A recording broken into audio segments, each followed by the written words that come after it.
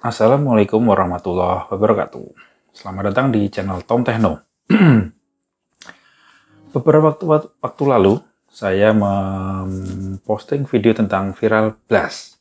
Nah, ini kebetulan tadi saya dapat baca berita, ada update dari viral blast nih, terkait sama kemarin itu kan ada salah satu petingginya atau ownernya, itu dia mengklarifikasi bahwa bisnisnya adalah merupakan bisnis ponzi atau money game. Nah, waktu itu pasti banyak bertanya-tanya dong, ini kalau seperti ini proses hukum gimana nih? Jelas-jelas dia mengakui, terus tidak ada kabarnya. Nah, tiba-tiba, sebenarnya nggak tiba-tiba sih. Jadi pada tanggal 20 kemarin, itu ada pelaporan dari para pihak yang merasa dirugikan ya, karena kan sebelumnya sebenarnya gini sih, sebelum terjadi yang viral itu, bahwa dia mengakui itu, sebenarnya withdraw-nya tuh sudah mulai seret gitu loh. Dan ada beberapa percakapan yang antara mereka, para owner, yang mengisyaratkan sih, jelas sekali bahwa mereka itu sedang mengalami kesulitan keuangan untuk memutar uangnya yang ternyata itu bukan digunakan untuk trading. Jadi mereka ini benar-benar melakukan kegiatan ponzi atau money game. Jadi uang member yang sebelumnya, uang member yang baru daftar itu untuk membayar member yang sebelum-sebelumnya, dan begitu terus. Dan ternyata mungkin karena banyak maraknya ini ya, lagi viral robot-robot trading, yang ada yang scam dan sebagainya, mungkin yang gabung itu nggak terlalu banyak, sehingga mereka susah kan, jadi pemasukan lebih sedikit daripada yang harus dikeluarkan gitu. Nah, barusan saya baca di majalah ini ya, Detik ya. Nih, yaitu dari Detik News nih, tanggal 20 Februari 2022. Judulnya, Trading Robot Viral Blast Dilaporkan ke Polda Metro Jaya. Nah, ini ada foto-fotonya nih yang melaporkan. Nih foto-fotonya kok kayaknya sumringah ya. Apa ini mungkin para leader-leadernya yang sudah nggak terlalu rugi sebenarnya gitu loh. Atau wajahnya juga ada sih yang perengut-perengut gitu, yang nyuncrut-nyuncrut gitu. Tapi ada senyum juga mungkin. Nggak tahu ya gimana. Nih, foto korban trading robot viral blast di Transglobal Karya melapor ke Polda Metro Jaya. Ini saya bacakan ya. Jadi beritanya seperti ini. Korban trading robot viral blast PT Transglobal Karya melapor ke Polda Metro Jaya hari ini. Mereka melaporkan pemilik atau owner trading robot viral blast yang diduga melakukan tindak pidana penipuan. Laporan ini terregister dengan nomor LP_B908-2 Romawi _2022-SPKT Polda Metro Jaya tertanggal 20 Februari 2022.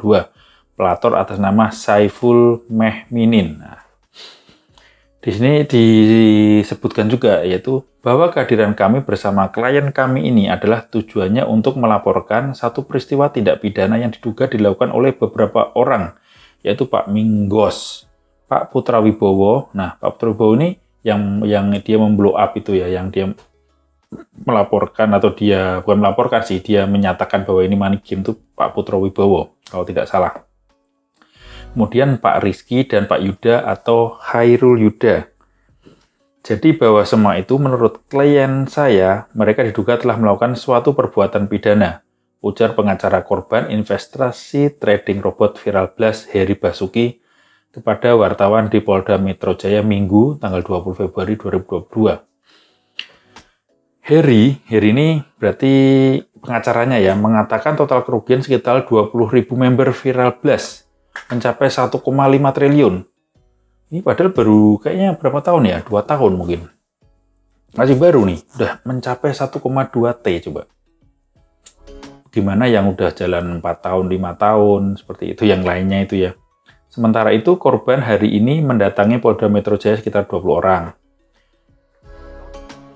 Di sini sebutkan ya. Jadi dari sekian yang melapor, dari beberapa orang yang melapor itu kurang lebih mengalami kerugian 1,5 triliun dari kurang lebih 20.000 member.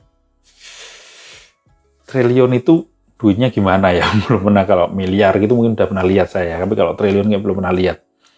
Jadi yang korban-korbannya adalah member-member yang ada di sini, yang melapor adalah member, semuanya member, gimana sih kata-katanya. Yang hari ini datang kurang lebih 15-20 orang yang mewakili. Nah, itu merupakan mata rantai yang nanti akan dijelaskan di dalam penyidikan itu, ucapnya.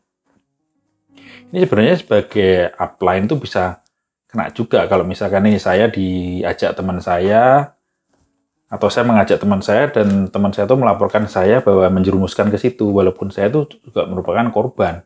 Cuman masalahnya namanya korban mengajak ke dalam tindak pidana pun juga jadi dianggap terlibat, dihukum seperti itu. Heri mengatakan para korban sudah menunggu itikat baik owner trading Viral Blast untuk mengembalikan uang mereka. Merasa tidak ada konfirmasi kepastian, para korban pun akhirnya melapor ke kepolisian. Ya iyalah, uangnya aja nggak ada. Kalau kita dengarkan percakapan para ownernya itu, mereka jelas-jelas nggak ada uang. Ada yang menyebutkan uang itu dipindah ke tempat lain, diinvestkan ke tempat lain, diputar ke tempat lain, bahkan untuk ada yang pembelian barang-barang pribadi, uangnya sudah nggak ada. Bahkan katanya hanya cukup untuk seminggu, pembayaran seminggu. Jadi kalau mereka menunggu tuh percuma menurut saya. Nah, saya lanjut ya. Ini saya gedein dulu, nah biar jelas. Makanya kan dengan adanya ditunggu-tunggu sekian hari tidak ada konfirmasi dari para pelaku ini, sudah hampir 1 minggu sehingga tidak ada kepastian juga. Ini kata-katanya bingung. Dana juga belum dikembalikan, yang semula berakhir pada tanggal 26 Januari tidak ada pengembalian. Tidak ada pembayaran apapun sehingga mereka merasa dirugikan atau mereka merasa bahwa ini merupakan suatu tipu muslihat oleh beberapa orang yang disebutkan tadi. Memang diduga dilakukan oleh beberapa orang tadi tuturnya. Sebenarnya dari awal kan kelihatan ya kayak gini-gini. Tapi memang saya ini ada di grup-grup kayak gini ya, kalau dikasih tahu tuh memang susah. Bahkan yang pembayaran withdrawalnya macet aja mereka masih membela gitu loh. Dikasih tahu bahwa sedang melakukan maintenance lah, sedang inilah. Itu mereka itu nggak tahu kenapa ya. Kalau setahu saya itu ya ini, broker sama robot itu nggak ada hubungannya. Robotnya lagi maintenance, ya brokernya bisa bayar-bayar aja, nggak ada masalah. Kecuali memang itu tanda kutip pemilihannya sama. Jadi sebenarnya uang tidak ada di broker tapi ada di robot. Dan itu tidak benar. Kita trading di broker, bukan di robot. Robot bantu kita trading. Itu ya. Sudah sering saya katakan seperti itu. Lanjut. Dia mengatakan korban sempat berkomunikasi dengan para terlapor, namun komunikasi terputus. Nah, terus jadi mungkin tidak bisa dihubungi lagi ya, udah tidak bisa dihubungi lah mungkin orang-orangnya itu. Kemudian para terlapor ini kami memang belum, ini kata-katanya tuh ngomongnya tuh bingung kan ya, Kak. Para terlapor ini kami memang belum bisa mengetahui di mana keberadaannya. Cuman beberapa hari itu sempat berkomunikasi dengan pelapor. Setelah 3 hari mereka tidak bisa dihubungi, maka mereka melaporkan ke Polda Metro Jaya. Oh, maksudnya pelapor ini menghubungi orang nggak bisa, setelah 3 hari itu nggak bisa, akhirnya melapor ke Polda Metro Jaya. Nah, ini dari pengacara yang lain ya, pengacara korban lain yaitu Teguh Samudra mengatakan pihaknya membawa sejumlah barang bukti meliputi bukti transfer hingga bukti keanggotaan member robot trading Viral Blast. Ini sudah dijamin oleh polis asuransi. Nah, saya pernah ada ditawari orang yang menawarkan Viral Blast ini, dan saya katakan, katanya mereka nggak ada asuransi. Terus saya bilang, asuransi? Bener nggak asuransi? Asuransi yang mengasuransikan siapa? Apakah perusahaannya kamu sudah pernah tahu? Dan dia tetap mengatakan, ini pasti bagus ini, nggak ada loss-nya asuransi. Dan saya bilang, ya jelas nggak ada loss-nya, wong tradingnya diatur, asuransi buat apa? Nggak bakal ada loss-nya itu, kan? Dan ternyata benar, asuransi perusahaannya robot, brokernya tuh jadi satu semua. Jadi hanya rekayasa. Nah, ini disebutkan tindak pidana pencucian uang. Nah, ini panjang ya. Ini Anda bisa baca sendiri, mungkin cari di detik nih. Nah, kemudian setelah berita ini, pelaporan, polisi ternyata bergerak cepat. Kemudian pada hari ini tadi sudah tertangkap. Cuman di sini tertangkap baru 3 orang. Saya tidak tahu 3 orang ini mana saja, tapi katanya ditetapkan 4 tersangka, yang 3 tertangkap, tapi yang 1 masih buron. Jadi masih DPO. Ini coba kita baca judulnya, kasus robot trading viral blast diungkap. Rugikan member 1,2 T. Nah, ngeri 1,2 T. Ini kan. Pengungkapan perkara investasi bodong robot trading viral blast global dengan skema Ponzi. Ini 3 orang ini di sini. Nah, di sini Bareskrim Polri mengungkap kasus robot trading bernama viral blast yang merugikan penggunanya hingga 1,2 triliun. Sebanyak 4 orang ditetapkan sebagai tersangka dalam perkara tersebut. Diperkirakan membernya mencapai 12.000 member dalam investasi kurang lebih sekitar 1,2 triliun. Ujar Dirti Pideksus Bareskrim Polri Brigjen Wisnu Hermawan kepada wartawan hari Senin tadi ya. Hari ini tanggal 21 Februari 2022. 4 orang tersangka yang dimaksud adalah PW, RPW, ZHP, dan MU. Ini jelas nih, ini PW ini tadi siapa? PW.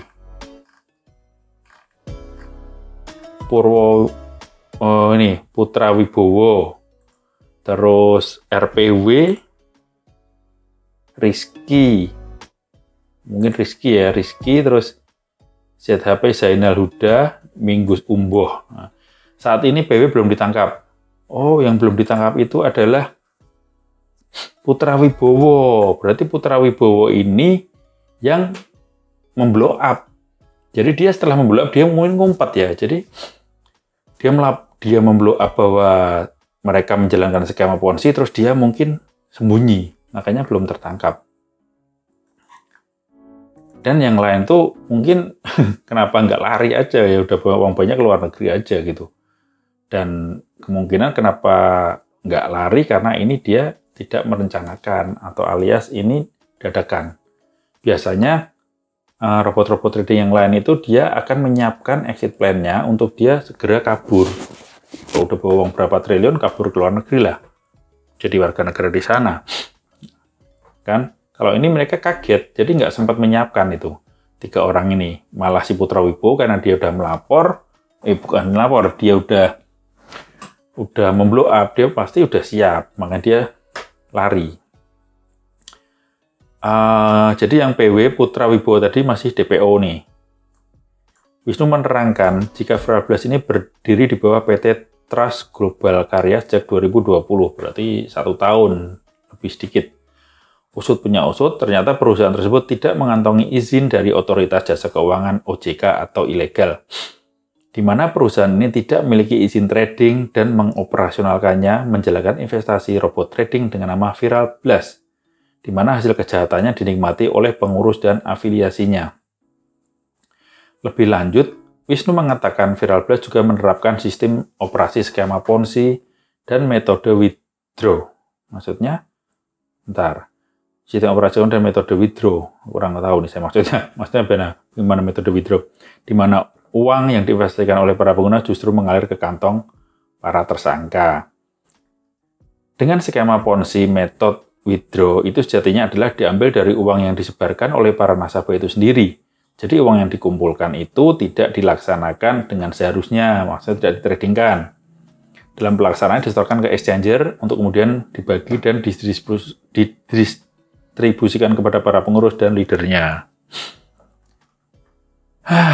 Kalian tuh kalau dikasih tau yang ngeyel ya, kalau udah gini gimana, apes. Dari para tersangka, Wisnu menyebut pihaknya menyita sejumlah barang bukti berupa uang senilai Singapura dolar 1.850.000, uang nilai 12 juta, kartu ATM banyak 12 buah, 4 unit mobil mewah, dan 8 buah handphone. Nah, atas perbuatannya, para tersangka dijerat pasal berlapis, yakni pasal 3 atau pasal 4 atau pasal 5 atau pasal 6 Junto, pasal 10 Undang-Undang 8 tahun 2010 tentang pencegahan dan pemberantasan tindak pidana pencucian uang dan pasal 105 jungto pasal 9 dan garing atau pasal 106 jungto pasal 2 ayat 1 Undang-Undang Nomor 7 Tahun 2014 tentang perdagangan. Ancaman hukuman 15 dan 10 tahun penjara. Aduh. Tapi lumayan sih, dapat uang berapa triliun. Terus di penjara nanti keluar, uangnya pakai. Ya. Anda bisa baca di Detik ya, ini ada beritanya, juga ada videonya nih. Kalau Anda pengen lihat, yaitu video dari Bareskrim, trading robot viral blast tipu 1.200 member, kerugian sampai 1,2 T. Anda bisa lihat videonya ya, Anda tinggal play aja. Jadi, kalau ini kan orangnya ditangkap ya. Yang saya masih tanya itu mereka tuh mengeksekusi ordernya itu kan di MetaTrader itu. Mungkin mereka ada pakai sistem dan ada IT dong yang menjalankan, atau ada sistem bagaimana ya? Ini harusnya tetap tetap ditelusuri. IT-nya tuh siapa? Mungkin nanti dia pindah-pindah tempat gitu loh. Jadi kayak pemain sewaan. Kan soalnya tetap ada eksekusi loh. Dan eksekusi itu kayaknya nggak mungkin manual itu. Dia bisa mengeksekusi pada jam tertentu dengan memainkan harga itu. Kalau manual kan kayaknya ribet ya. Mungkin dia bikin suatu software untuk men-setting, melakukan gerakan masang order cepat, close cepat, terus manipulasi harga. Itu by system. Jadi mesti ada adminnya, ada IT-nya nih. Kalau owner ini saya rasa nggak mudah trading pun, mungkin dia belum pernah mereka itu trading. Mungkin ya mereka hanya tahu cari uang dengan cara menipu orang. Dan mereka itu ternyata ada track record sebelumnya. Jadi di robot-robot yang lain juga sebenarnya itu mereka ada hubungan. Mereka mainnya itu aja sih. Bahkan ada yang dulu Dream for Freedom, kalau Anda pernah dengar, ada yang ownernya itu di penjara, keluar, sekarang malah ikut di salah satu robot trading lagi. Jadi pembicara lah, jadi leader lah. Ketahuan kok, tapi mereka kalau dikasih tahu ngeyel, katanya, ya manusia kan bisa berubah bang. Manusia udah insaf. Ih, senaif itukah kalian? Kalian sebenarnya kalau kepengen nyoba investasi trading tuh ya mbok belajar. Minimal belajar tahu gitu loh, tahu caranya, tahu jadi nggak ketipu. Ponzi itu paling enak memang lewat forex. Karena forex itu ada istilah MC. Dan bila mana MC itu nggak ada yang gugat. Memang ini ya, MC beneran ya. Jadi memang MC beneran, misalkan nih, saya trading. Terus ada orang titip ke saya, tapi saya bilang, tapi resiko tanggung loh ya, saya trading kan ini, saya nggak maksa, bla bla bla. Terus ternyata memang marketnya nggak bersahabat. Dan yang titip saya itu tahu forex gitu loh. Jadi gimana, memang loss kan?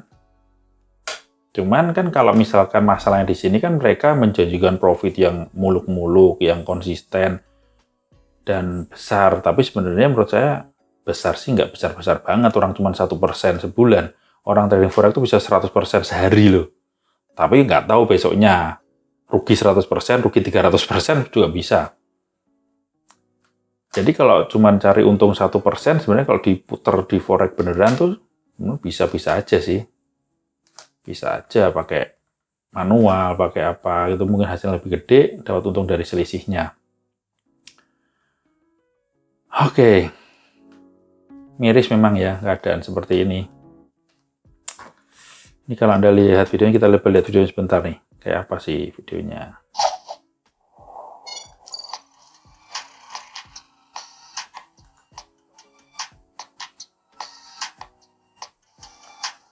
Polri ditangkap 3 tersangka kasus investasi bodong viral blast.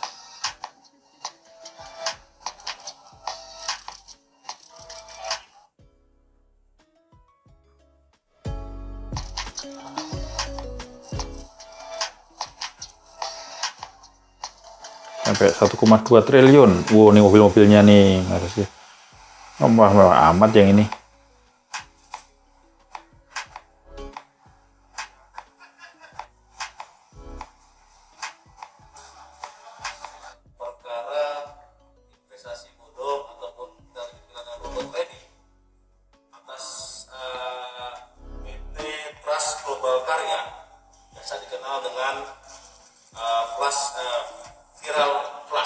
viral blast ya. Ini saya kira sudah cukup ramai di media sosial, terutama di Surabaya. Ada beberapa member yang menduduki kantor viral blast. Di sana kerugian mencapai 540 miliar. Namun demikian, kami mendalami ada dugaan tindak pidana, ya, pidana undang-undang perdagangan dengan menggunakan skema ponzi atau piramida. Diperkirakan membernya sudah mencapai 1.200 member dengan investasi kurang lebih sekitar 1,2 triliun rupiah. 3 orangnya nih. Kami dari Nexus terus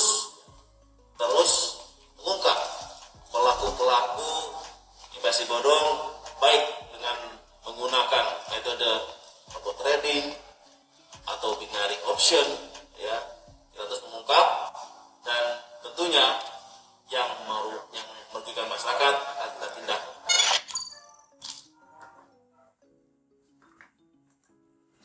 Oke, kabarnya pemerintah akan meregulasi robot-robot ini. Kalau menurut saya sebenarnya masalahnya bukan di regulasi sih, di skema bisnisnya. Robot itu dari dulu tuh, robot itu dari dulu tuh ada dari MetaTrader, bahkan orang tuh bisa membuat sendiri. Jadi dia misalkan punya trading system, wah, tapi kok capek nih, saya harus, daripada saya mengganggu waktu saya bayar ke coder untuk membuatkan robot sesuai logik yang saya pengen. Terus saya pakai seperti itu sebenarnya robot. Mungkin terus saya tawarkan ke teman yang mau pakai nih gitu. Kan seperti itu sebenarnya. Nggak perlu regulasi. Regulasi itu gimana robot? Apakah dengan diregulasi robot jadi profitable? Bahkan kalau robot diregulasi malah akhirnya jadi tameng buat yang skema ponzi ini akan mengatakan robotnya diregulasi. Ya, tapi ya mungkin regulasi ini alangkah baiknya kalau memang iya harus dicek robotnya benar-benar. Bukan hanya robot yang dipasang di broker beregulasi jadi robotnya terregulasi. Enggak, jadi filenya mana? Dicek, ada tim ahli nih. Cek. Terus dites, misalkan selama beberapa bulan, apakah bisa melakukan open posisi dan profit seperti yang dijanjikan. Mungkin regulasi seperti itu, tapi saya kurang setuju robot regulasi. Karena akan memangkas, menghambat kreativitas para coder atau para trader. Dan buat Mahkamah malah jadi tameng buat para skema ponzi itu untuk berlindung di bawah robot yang katanya beregulasi.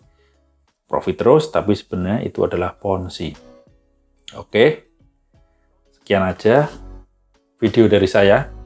Jangan lupa subscribe, share, dan tekan tombol like. Jangan lupa tombol loncengnya ya, biar tidak ketinggalan video-video dari saya. Selamat malam. Wassalamualaikum warahmatullahi wabarakatuh.